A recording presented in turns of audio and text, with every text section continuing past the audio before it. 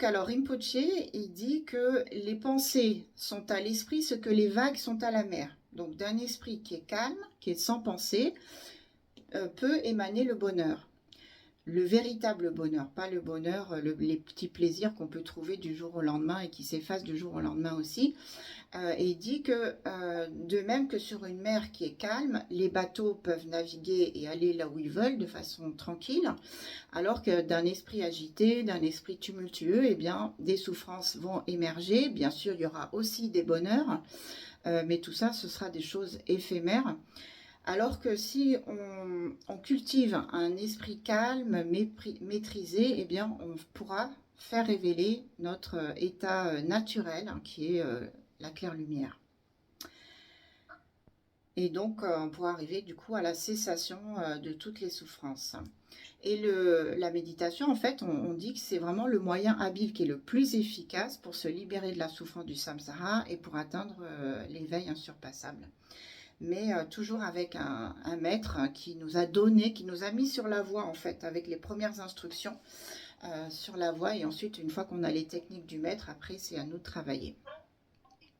Alors, on dit qu'avant de faire la méditation, même Rinpoche dit souvent que c'est mieux de le faire le matin, parce qu'en fait, si on fait ça, par exemple, à 13 heures après le repas du midi, on va plutôt faire une sieste que de la méditation. Et on dit qu'il ne faut vraiment pas trop manger si on veut faire de bonnes méditations. Et le matin, c'est très bien. Pourquoi? Parce que le matin, c'est le début de la journée. L'esprit n'est pas encore encombré de plein de choses. Et donc, il est déjà calme et c'est plus facile de le poser. Il est déjà posé presque. Donc, voilà, c'est plus facile d'y rester.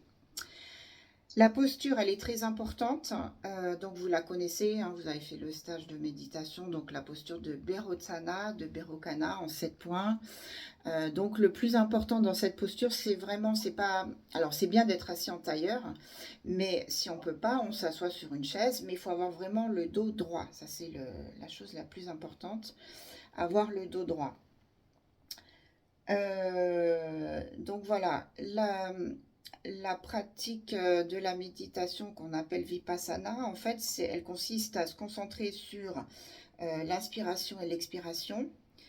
Et en fait, le Bouddha explique que cette technique, c'est vraiment une méthode extraordinaire, insurpassable, pour justement lier les pensées conceptuelles à la corde du prana, à la corde du vent, à la corde du souffle, si vous voulez.